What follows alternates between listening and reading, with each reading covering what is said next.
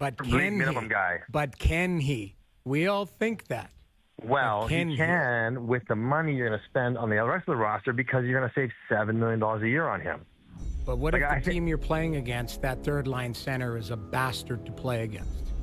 Well, then, it's not, okay. Well, the point is, how are you going to? Okay, what's the alternative? You let him walk. Totally understand. I'm just. You let him walk. So now you're going to fill your second and third line center job for approximately $12 million. How is that going to happen? And so I'm not saying it's the perfect solution, but it might be the best one you have available. That's sort of feasible that you could maybe work out. That's the reality. What we want to happen, what we think should happen, might not equate to what can actually happen. And that is, you can go get Matt Duchene. No, he's not going to come here. But, Michael Granlund to be your second-line center and Tavares. These are the options you have. Brock Nelson, who's 34, and you're going to give him 6 or 7 years to be your second-line center. And I like Brock Nelson. I don't know if that's a better alternative.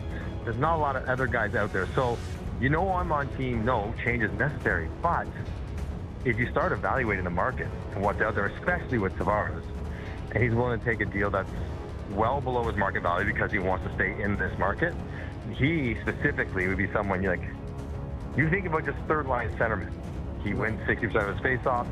You're not counting on, I know Florida does, but generally speaking, you don't count on your third-line center to get more than maybe 20 goals and maybe 45 points.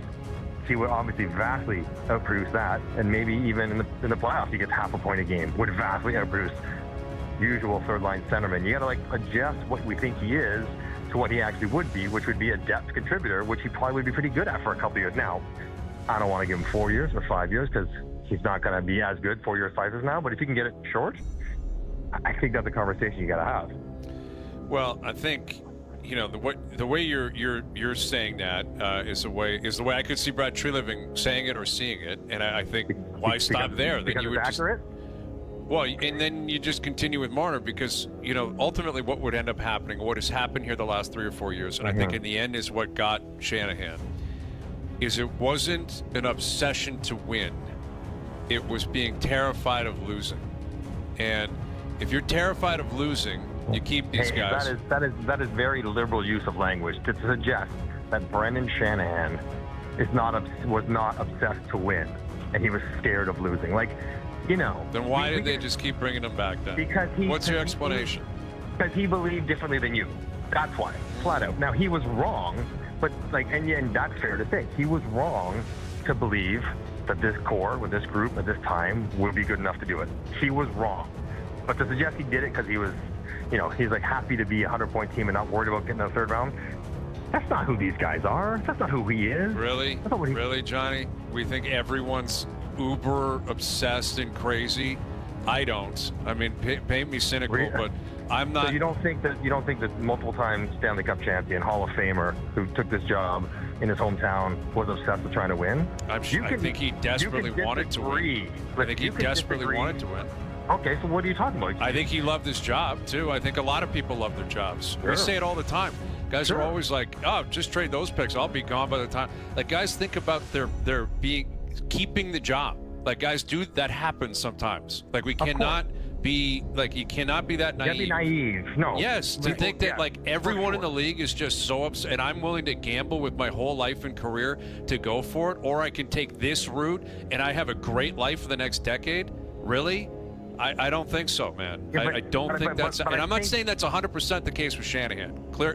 And again, I think you're misinterpreting what I'm saying in a way.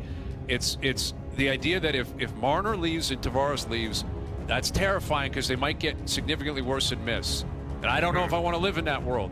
But the opposite is I got to let them go because I got to try the other one. Right. Because I got to try to win. Right?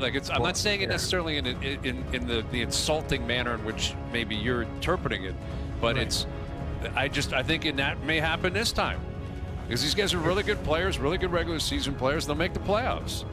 And I mean, I think how I would phrase it would be, the comfort or confidence in knowing you're going to be good with a good chance versus the unknown of what your chance might look like if you make those changes. Sure. And That's softer language. What could be but I don't worse, know if though, it's than much continuing to different than what I'm lose? saying. I'll take the unknown every time after what's gone on. That's the way I look at it. It's like, well, how could it be worse? Like, you're not going to miss the playoffs.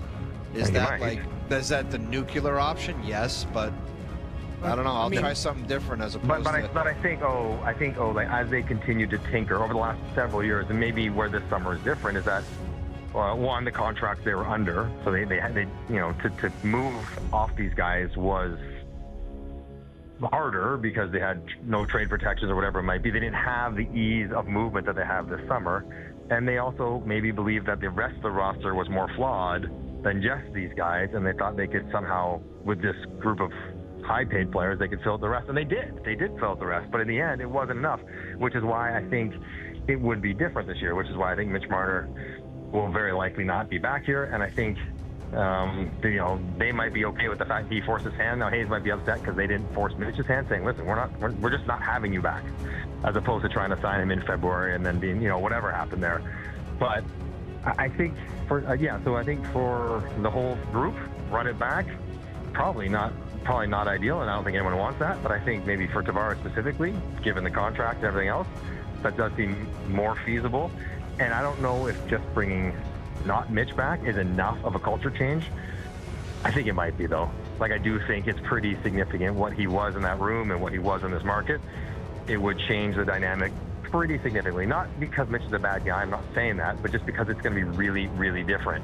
And you can get an $8 million player and a $5 million player for him that can be completely different kinds of players. You get Brad Marchand and Sam Bennett for that same 13.5 you're going to give Mitch. If you could, that would be enough with one of the two departing to make your team different. Yeah, and you know what? This might be a moot point where Mitch Marner has made up his decision and is leaving. Like, regardless if you want to keep him or not, he has the right to walk on July 1st. And if they do get John Tavares on a value contract and Mitch walks, the team does look different. There's no core four anymore. It's the core two and John Tavares, who, like you mentioned, is on a value contract. Matthew Knies is ahead of John Tavares in the pecking order. Agreed. Right? And here's the other thing. This is what I think we might have to get away from.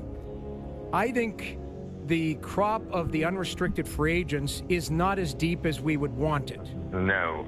So that now you start getting creative and looking at trades. Jamie. Exactly. Like, I'm looking at, again, this is wish list, it's Nazem Kadri, but maybe it's Braden Shen. Maybe it's something like that. Maybe, you're calling Doug Armstrong and saying, what are you doing with your organization? You might be looking to get younger.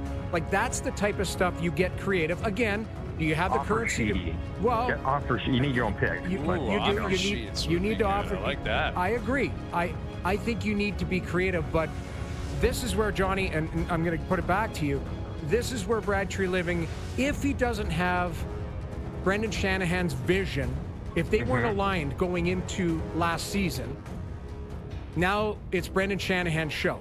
I'm sorry, it's Brad Treliving's show, and he can go, if he wanted to move off Mitch Marner last year, or if he wanted to get creative, but he couldn't do that because his hands were tied behind his back because you got to run it up the chain. If he has the keys to the kingdom,